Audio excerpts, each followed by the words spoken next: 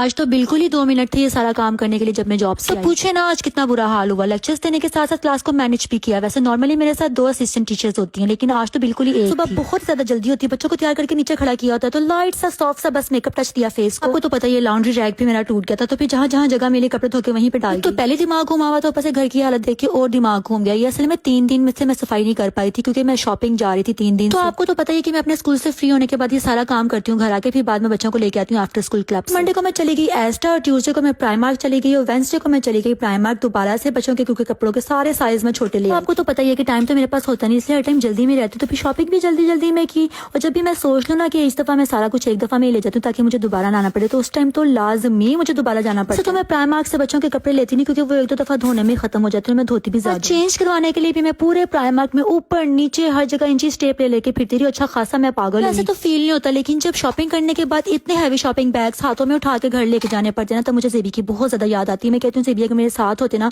तो हम आराम से गाड़ी में रखते हो घर ले जाते। ये सारी स्कूल टाइम होता है 8:30 से लेके 3 बजे तक, लेकिन 3 बजे असिस्टेंट टीचर्स जा सकते हैं, लेकिन टीचर्स नहीं जा सकती। टीचर्स के बाद में भी काफी काम होते, तो मुझे स्कूल से निकलते निकलते भी 4 बज गए थे। फिर मैं गई प्राइमार्क, और प्राइमार्क से निकलते निकलते घर पहुंचते पहुंचते मुझे हो चुके थे 5:13।